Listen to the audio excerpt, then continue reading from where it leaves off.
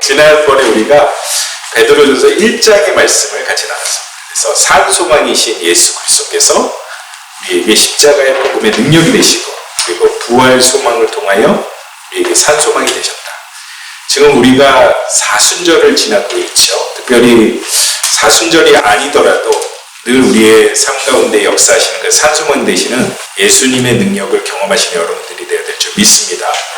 특별히 이 베드로전서의 말씀은 복음의 말씀입니다. 그래서 우리가 이 사순절 동안에 묵상하면 정말 귀한 말씀이죠. 특별히 이 베드로전서의 말씀은 누구를 위하여 저작이 됐을까요?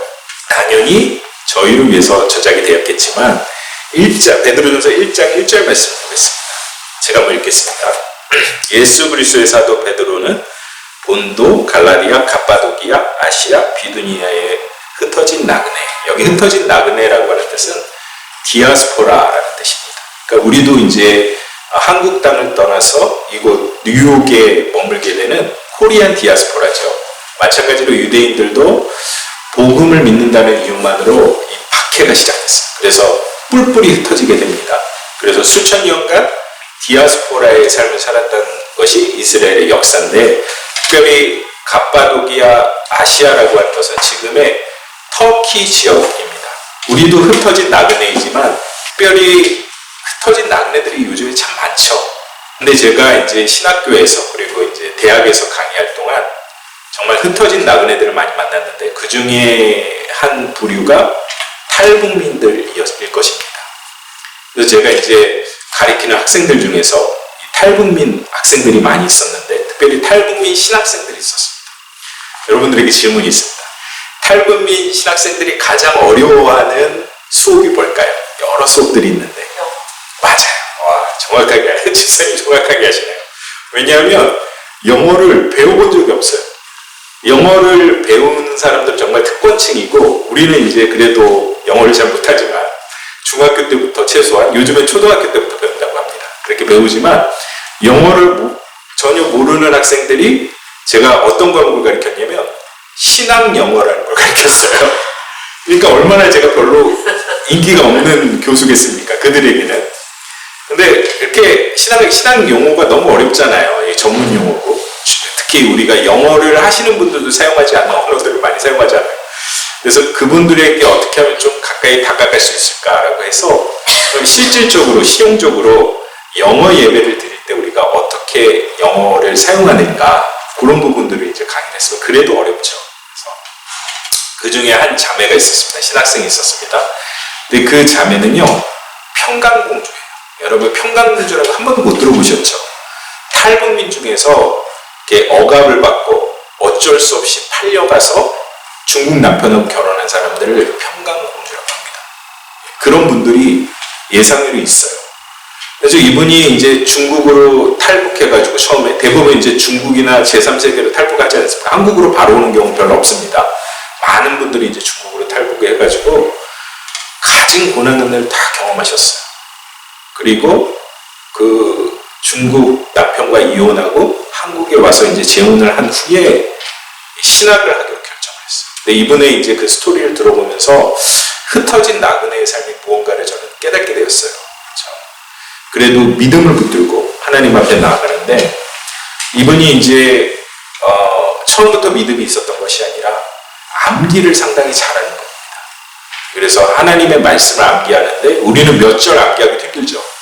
근데 한 장이 아니라 몇 장을 암기하고 최소한 그리고 한 권을 암기를 해요. 그래서 그 당시에 이제 신학생들의 그 성경 암송 대회가 있었는데 이분이 몇 등 했을까요? 1등을 했어요. 1등을 했어요. 그러는 동안에 이분이 주의 말씀은 내 발의 등이요 내 길의 빛이니다 라고 하는 자신의 삶 가운데 역사하시는 하나님의 말씀을 깨닫게 되었어요. 그리고 나서 자그마한 소망이 있었습니다. 그 소망은 뭐냐면 한국에 있는 교회들이 되게 많잖아요. 한국에. 그 교회의 주일학교 전도사가 되기를 소망했어요. 여러분 이 소망이 쉬운 소망일까요? 어려운 소망일까요? 그냥 일반적인 한국 사람들에게는 너무나 쉬운 소망이에요. 왜냐하면 이제 신학교를 다니면서도 대부분 주일학교 전도사를 해요. 저도 이제 신학교 2학년 때부터 그 전도사 생활을 했거든요. 그런데 참 안타깝게도 그 자그마한 소망들이 이루어졌을까요? 안 이루어졌을까요? 잘 안 이루어진 거예요. 그러니까 교회 내에 약간의 편견들, 그래가지고 늘 맡기는 걸 보면은 그 탈북민 사역에 대한 것만 맡기는 거예요. 편견들이 있는 거죠. 그래서 그러한 부분들, 어려움들을 저에게 토로하고 같이 기도했던 기억이 있습니다. 이렇게 흩어진 나그네의 삶은 쉽지가 않습니다.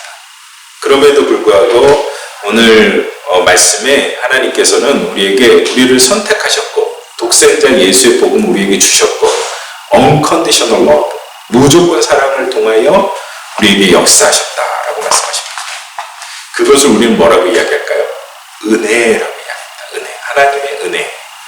에베소서 2장 8절 말씀에 보면 너희는 그 은혜를 인하여 믿음으로 구원을 받았으니 이것은 너희에게 난 것이 아니요 하나님의 뭐죠? 선물입니다. 선물은 아무 공로 없이 받는 거예요. 왜냐하면 우리가 chosen person, people, 우리가 선택된 백성이기 때문에 값없이 주시는 은혜를 받는다라는 것입니다. 그러나 존 파이퍼 목사님은 그분의 책 Future Grace라고 하는 책인데 장래의 은혜, 은총이라고 하는 책에 보면 우리가 하나님께서 무조건적으로 우리에게 은혜를 베푸시는 것은 맞지만 그 선제 조건이 있다. 그 선제 조건은 바로 믿음이다라고 이야기합니다. 그래서 그분은 좀 역설적으로 이렇게 표현을 해요. 아무 공로 없이 받는 조건적인 은혜. 이건 되게 역설적이죠. 아무 공로 없이 받는 조건적인 은혜. 그 조건은 뭡니까? 믿음이라는 거예요. 우리가 믿음을 통하여 하나님이 역사하시고 믿음을 통하여 우리가 주님을 붙들고 그리고 믿음을 통하여 겨자씨 한 알의 믿음을 통하여 이 산을 옮긴다라고 말씀하고 있습니다. 믿는 자들과 불신자들의 차이점이 무엇일까요? 여러 가지를 이야기할 수 있지만 단순하게 이야기한다면 예수 그리스도의 복음을 믿는다.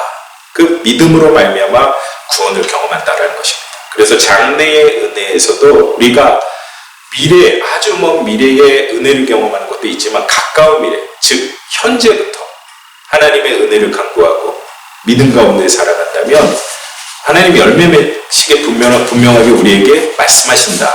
그리고 우리의 삶 가운데에 그 은혜를 부어주신다라고 말씀하십니다. 믿으십니까? 그 은혜 가운데 우리는 살아가야 된다는 거죠. 그래서 오늘 본문 말씀에 우리가 어떻게 하나님의 선택된 백성으로서 은혜를 누리고 살 수 있을까? 어떻게 하면 은혜를 누릴 수 있을까에 대한 말씀을 말씀하고 있습니다. 베드로전서 2장의 1절 말씀 한번 보시겠습니다. 우리 다 같이 한번 읽을까요? 준비되셨습니까? 시작! 그러므로 모든 악독과 모든 기만과 외식과 시기와 모든 비방을 버리고 갓난아기들 같이 순전하고 신령한 삶을 삼아라. 이는 그로 말미암아 너희로 구원에 이르도록 자라게 하려 합니다.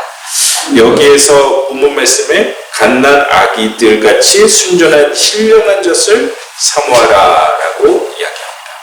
네, 여러분, 아이가 태어나면 정말 귀엽죠. 예, 그렇지만 어머니의 젖이 없으면 아이는 살 수가 없습니다. 그래서 여기에서 이야기하는 spiritual milk, 신령한 젖이라고 하는 것은 하나님의 말씀이에요.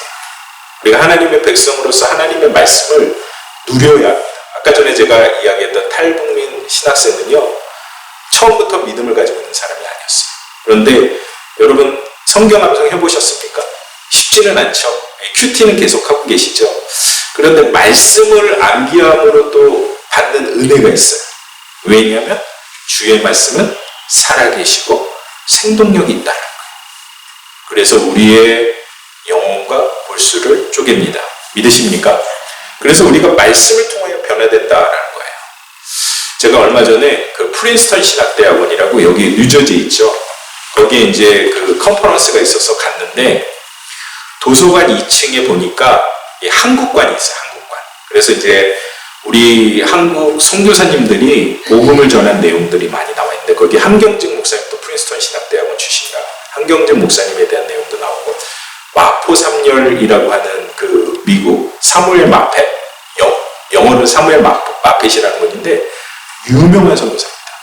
그래서 한국 땅에 오셔서 복음의 씨앗을 뿌리신 분이에요.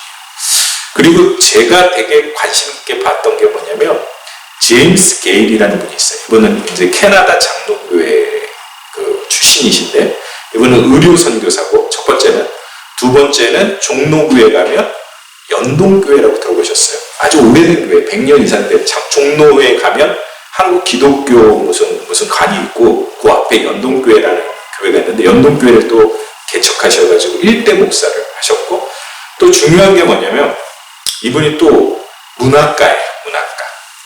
그래서 한국에 있는 고전 문학 있잖아요. 그것을 한국에 영어로 번역해가지고 영어권 사람들에게 이렇게 소개를 했고, 그 다음에 또 영어권에 있는 좋은 작품들을 한국어로 번역을 했어요.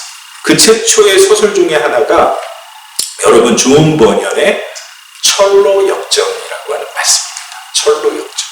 그게 이제 영어로는 필그림 프로그레스라고 하는 책. 그게 이제 한국의 거의 최초의 외국 영어권의 소설이에요.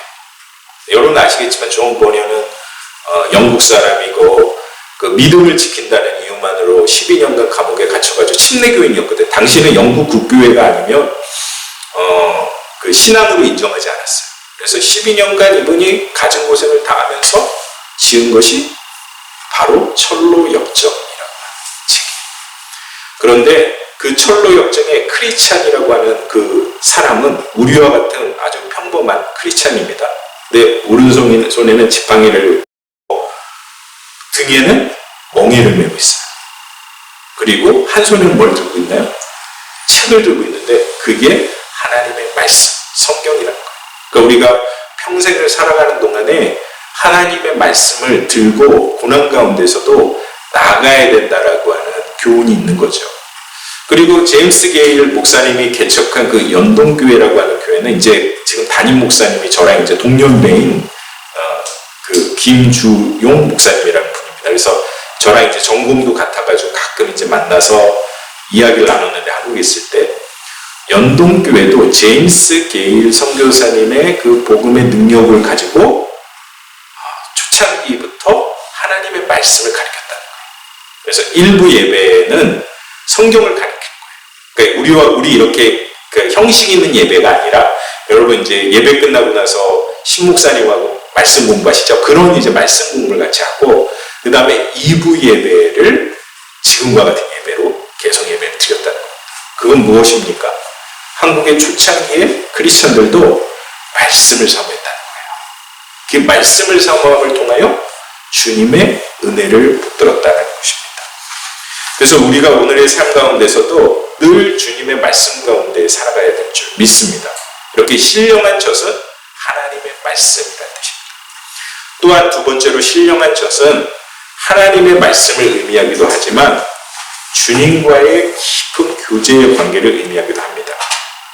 여러분 아까도 제가 말씀드렸지만 아이들이 어머니의 젖이나 우유를 먹지 못하면 어떻게 될까요? 병들게 되겠죠. 하나님과 깊이 있는 교제를 하지 못한다면 우리는 병들 수밖에 없습니다. 하나님은 늘 우리 곁에 계시지만 우리가 주님을 떠날 때에 영적으로 병들 뿐만 아니라 우리의 삶 가운데에 하나님의 백성으로서의 힘을 잃어버린다는 것입니다. 그런데 사랑하는 우리 성도 여러분, 하나님의 백성들도 이렇게 주님을 떠나서 영적인 침체를 경험한다는 거예요. 마틴 로이드 존슨 목사님이라는 분이 계십니다. 그분이 1954년에 웨스트민스터 예배상에서 설교하셨던 책이 바로 그 설교문을 모아서 냈던 책이 뭐냐면 Spiritual Depression이라는 거예요. 이게 뭡니까? 영적 침체라는 거예요. 믿음의 사람들이 영적 침체를 경험하는 거예요. 마틴 로이드 존슨 목사님은 목회자가 되기 전에는 뭘 하셨던 분이죠? 의사를 하셨는데 믿는 사람들 가운데서도 감정적인 침체와 영적인 침체를 경험하는 모습을 보게 됩니다. 교회가 현대사회에 거의 가치를 드러내지 못하는 이유 가운데 하나가 너무나 많은 크리스천들이 영적 침체를 경험하고 있기 때문에 그렇다라는 겁니다. 그래서 여러분 우리가 하나님의 백성이잖아요. 오늘 본문 말씀에도 선택받은 하나님의 백성이라고 우리를 이야기하는데, 하나님의 백성이라고 하는 것은, 하나님의 백성의 모임은 뭡니까? 교회죠. 바로 오늘 본문 말씀에 머릿돌 되시는 예수 그리스도께서 우리의 머리가 되시고, 우리가 모임을 통하여 공동체가 형성이 되는 것인데, 하나님의 교회는요, 하나님의 백성의 모임은요, 세 가지 특징이 있습니다. 첫째, 하나님의 백성은 하나님의 나라의 표징이 되어야 됩니다. 영어로는 뭡니까? 사인이라는 겁니다. 우리는 하나님의 나라의 표징입니다. 두 번째는요, 하나님의 백성은 하나님의 나라의 도구가 되어야 돼요. 영어로는 인스트루먼트라고 하죠. 그래서 우리는 늘 주님 안에서의 복음의 도구가 되어야 될 줄 믿습니다. 세 번째가 중요한데요. 세 번째는 우리가 하나님의 나라를, 하나님의 백성 공동체 안에서 하나님 나라를 미리 맛봐야 된다. 이걸 영어로는 프리테스트라고 하죠. 테이스트라고 하죠. 프리라는 게 미리라는 뜻이고, 테이스트 아시겠죠? 맛보다 이런 뜻입니다. 근데 문제는 여러분, 물론 우리 글로벌 미션 처치는 제가 올 때마다 여기서는 하나님의 나라를 미리 맛보는 그 따뜻한 코이노니아를 느낄 수 있는데, 일반 교회, 모든 교회가 다 그렇지 않아요. 어떤 교회 가면 백날 싸워요. 그렇지 않습니까? 이민교회는 더 그래요.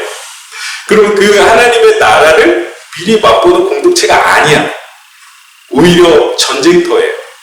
왜 그럴까요? 교회가 문제가 있기 때문에 그럴까요? 교회가 문제가 있다고 하기보다는 하나님의 백성이 주님과의 깊은 교제와 그리고 하나님과의 그 동행이 깨어지고, 오늘 제가 이야기했던 말처럼, 마틴 루이드 존스 목사님이 이야기했던 것처럼 영적 침체를 경험하기 때문에 그렇습니다. 그게 자기중심이 되는 거죠. 그러다 보니까. 그래서 그 마틴 로이드 존스 목사님은 다른 사람들보다 믿음을 가지고 있지만 우울증을 더 많이 경험하는 사람들을 볼 때에 참 힘들고 어려웠다라고 이야기를 합니다.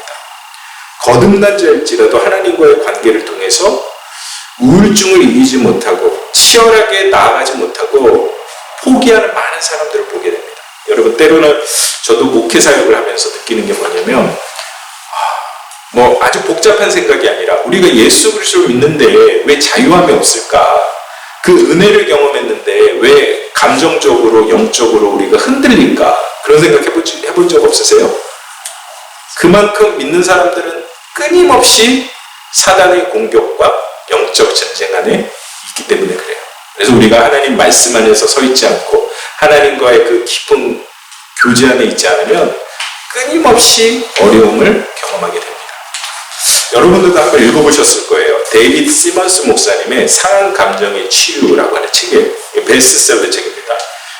그런데 이 데이비드 시먼스 목사님이 목회를 하러 딱 갔는데, 아까도 이야기했지만 마틴 로이드 존스 목사님하고 똑같은 느낌을 받았어요. 아니, 어떻게 구원받은 자들이 세상 사람들과 똑같은 고민과 역경 가운데에서, 특별히 근심 가운데 있을까라고 고민을 하다가 쓴 책이 바로 상한 감정의 치유예요. 그래서 우리가 감정적인 그런 부분들을 해결하기 위해서는 결국은 복음은 변하지 않고 그 사랑의 주님께서 지금도 우리 가운데 역사하신다라고 하는 결단이 다시 한번 필요하다는 거예요. 그리고 두 번째는 뭐냐면, 우리가 하나님의 백성이라는 겁니다. 그럼 여러분 그렇게 생각했죠. 목사님 당연한 말씀이죠.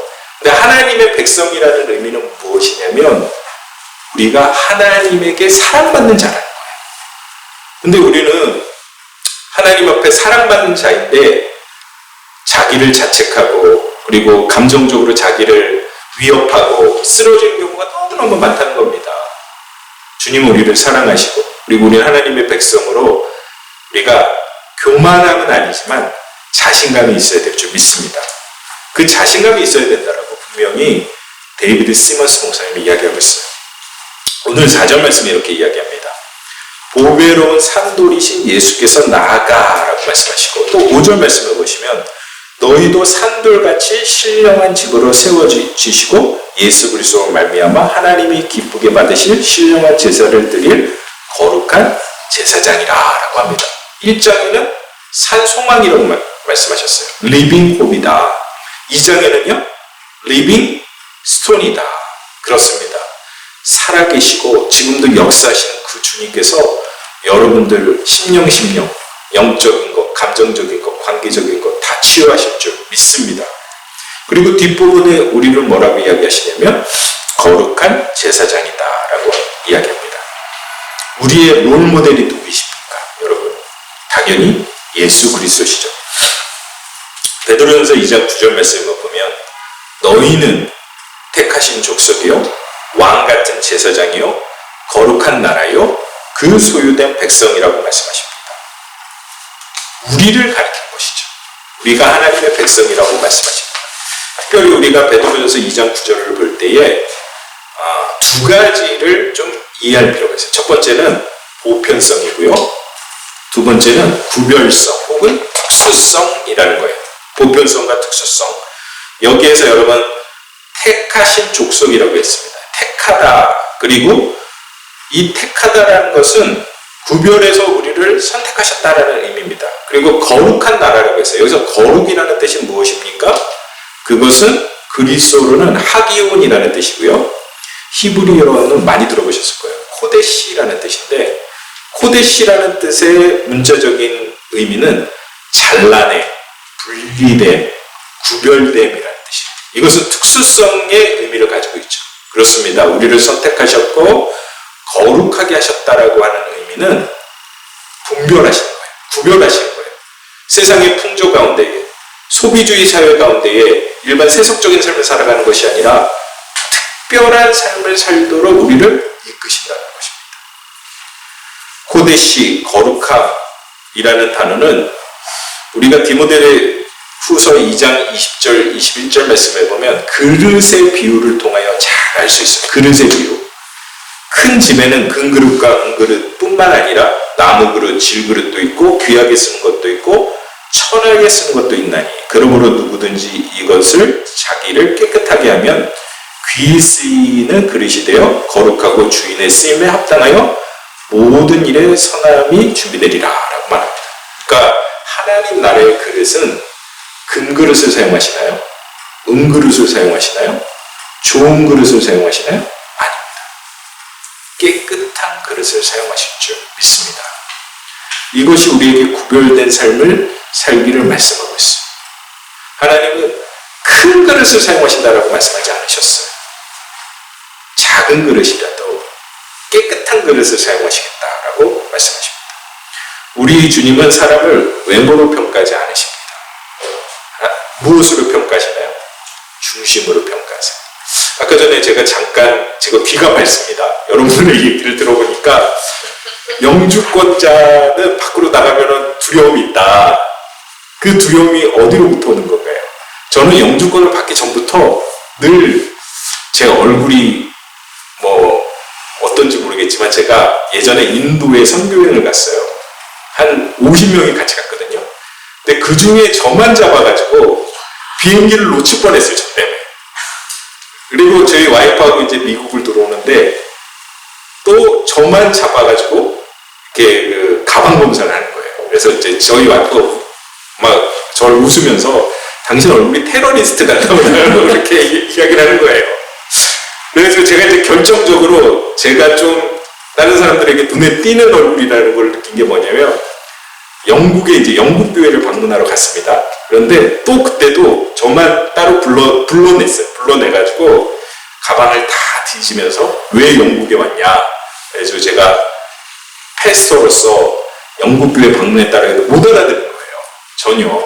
그러니까 나중에 이제 다 설명을 했더니 이 사람들은 패스터를 파스터라고 하더라고요. 파스터? 그래가지고 제가 얼굴로만 본다면 모르겠습니다. 여러분들은 이제 목사로서 보이는지 모르겠죠. 제 얼굴도 이렇게 진하고 그러니까 중동 사람과 닮았나 봐요. 그 하나님은 외모를 보시는 것이 아니라 그 사람의 중심을 보신다는 게 제가 얼마나 다양한지 모르겠습니다. 그렇습니다. 주님은 외모로 그 사람을 사용하지 않으시고 거룩성, 깨끗한 그릇으로 그분을 사용하신 거예요.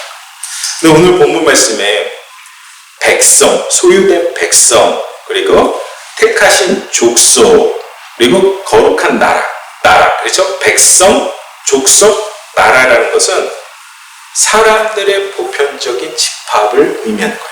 그러니까 보편성과 특성을 두 가지를 다 연결하는 것이죠. 특별히 여러분들이 소유된 백성이다. 여기에서 이제 백성이라는 단어가 되게 중요한데, 백성은 헬라어로 라오스라는 뜻입니다. 라오스가 나라 이름하고 똑같아요. 그런데 이제 이 라오스라는 단어가 영어로는 레이티라는 단어 아시죠? 레이 펄슨. 그 단어의 어원입니다. 근데 우리가 한국말로는 왜 라오스를 평신도라고 번역을 했는지 모르겠어요. 레이 펄슨. 그러니까 하나님의 백성이에요. 그러니까 저는 목회자지만 저도 라오스입니다. 왜? 하나님의 백성이기 때문에. 그래서 우리가 성직자와 평신도를 구분한다는 것은 무의미한 거예요. 여러분 그 의미는 뭐냐면, 그러니까 우리가 기능으로서의 성직이 있는 거예요. 제가 이제 목사로서의 기능이 있잖아요. 설교도 하고, 그 다음에 성례전을 집전하고. 그렇지만 우리가 하이라키적인 의미를 갖는 것이 아니에요. 왜요? 우리 한 분 한 분이 다 라오스이기 때문에 그렇습니다. 한 분 한 분이 다 하나님의 선택된 백성이시기 때문에 그래요. 그래서 여러분들 한 분 한 분이 너무나 소중한 것이죠. 히브리서 4장 16절 말씀에 보면, 그러므로 우리가 긍휼하심을 받고 때를 따라 돕는 은혜를 얻기 위하여 은혜의 보화 앞에 담대히 나아갈 것이다 라고 말씀하십니다. 이것은 우리가 은혜의 보좌로 나아간다라고 하는 것은 구약적인 의미에서는 이 속죄일에 우리의 죄를 털기 위해서, 이게 오늘날의 표현으로 털기 위해서 누가 그 제단으로 나가냐면 대제사장이 나가는 거예요.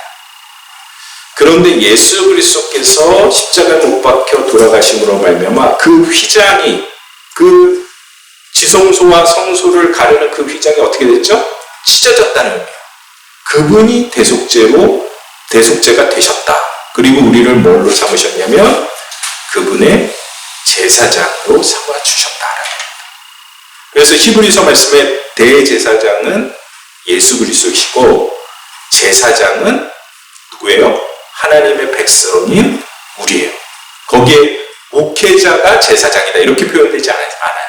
하나님의 백성인 우리가 제사장입니다. 하나님의 백성, 그 소유된 백성은 선택받은 백성으로서 평신도이다고 하기보다는 하나님의 백성의 사역을 감당해야 될 줄 믿습니다. 한 분 한 분이요, 정말 하나님의 말씀 가운데 나가서 복음을 전하고 하나님 나라의 덕을 세우고 하나님 앞에 영광을 올려드리는 것을 원하신다는 것입니다. 아까도 교회론에 대한 이야기를 했습니다. 그래서 교회는요, 목회자 중심의 교회가 아니에요. 교회는요, 그 개인적인 사람의 소유물이 아니에요. 교회는 하나님 나라의 표징이요, 하나님 나라의 도구요, 하나님 나라를 미리 맛보는 공동체입니다. 왜 그렇습니까? 머리 대신, 대제사장 대신 예수님이 계시고 우리는 그분의 라오스, 백성이기 때문에 그렇습니다. 이 시간에 우리 다 같이 한번 기도하겠습니다. 하나님 우리를 선택하셨어요. 그냥 그 선택하셨다는 게 그냥 넘어갈 일이 아닙니다. 우리가 감격해야 될 일이에요. 우리가 무엇이건데 우리의 공로가 아니라, 우리의 잘남이 아니라, 우리의 학벌이 아니라, 우리의 외모가 아니라 하나님 우리를 선택하셨고 역사하셨다는 것입니다. 그 하나님의 은혜를 우리 다시 한번 고백하시면서, 특별히 하나님의 백성이 자유함을 얻기를 원하신다라고 말씀하셨어요. 우리 가운데 있는 영적인 갈등, 감정적인 갈등, 그것들이 있다면 주님께 다 맡겨드리고, 주님 저희를 선택하셨사오니 우리 안에 은혜와 기쁨이 넘칠 수 있도록 인도하여 주시옵소서. 이 시간에 우리가 다 같이 크게 기도하셔도 좋고 작게 기도하셔도 좋습니다. 함께 기도하심으로 나아가겠습니다. 기도하겠습니다. 아버지 하나님, 은혜와 말씀 가운데 나아갈 수 있도록 인도하여 주시옵소서. 성령의 충만함을 경험할 수 있도록 인도하여 주시옵소서. 매일매일의 삶 가운데에 주님을 붙들며 하나님의 나라를 확장하며 주님 앞에 영광 올려드릴 수 있도록 인도하시고, 아버지 하나님, 우리 글로벌 미션 처치의 우리 하나님 나라의 백성, 그리고 라오스, 이분들을 하나님 통하여 하나님의 나라가 확장될 수 있도록 인도하여 주시옵소서. 우리 안에 쓴뿌리가 있습니까? 고난 가운데 있습니까? 역경 가운데 있습니까? 아버지 하나님께서 아시오니 다 회복시켜 주시고 치유하여 주시고 하나님의 은혜를 경험하기를 원합니다. 주여, 이 시간에 고백하시는 하나님의 백성들을 통하여 주님의 말씀을, 하나님의 은혜를, 통로를 열어 주시옵소서. 은혜가 풍성하시고 거룩하신 하나님, 주님의 은혜를 감사드립니다. 우리 안에 경험하는 내적 갈등, 감정적인 어려움, 영적인 디프레션, 그 모든 것들을 우리가 쫓아낼 수 있도록 인도하여 주시고, 하나님 우리를 선택하셨고 하나님의 백성으로서 그 백성에 합당한 은혜와 귀한 기쁨의 삶을 살길 원하시는데, 우리가 일주일 살아가는 동안에 억압된 삶을 살아갔다면 예수 그리스도의 이름으로, 복음의 능력으로 그 모든 것들을, 그 사슬들을 끊어버리며 하나님 앞에 영광을 올려드리는 우리 하나님의 백성들 될 수 있도록 역사하여 주시옵소서. 아버지 하나님의 주시는 그 은혜를 통하여 우리가 그 은혜를 누릴 수 있도록 인도하시고, 이 사순절 기간에 십자가를 붙들고 주님의 은혜를 붙들고 주님 앞에 영광을 올려드리는 한 분 한 분이 되실 수 있도록 인도하여 주시옵소서. 거룩하신 예수님의 이름으로 기도했습니다. 아멘. 이제는 우리 주 예수 그리스도의 은혜와 하나님 아버지의 크신 사랑과 성령님의 감화감동 충만하시는 종이 선택된 백성으로서 주님 안에서 새 희망을 얻으며 기쁨 가운데 나아가기로 결단한 우리 성도님들 머리 위에와 그 가정 위에, 그 기업 위에, 그리고 우리가 섬기는 선교지 위에 영원토록 함께 하시기를 간절히 축원하옵나이다. 아멘.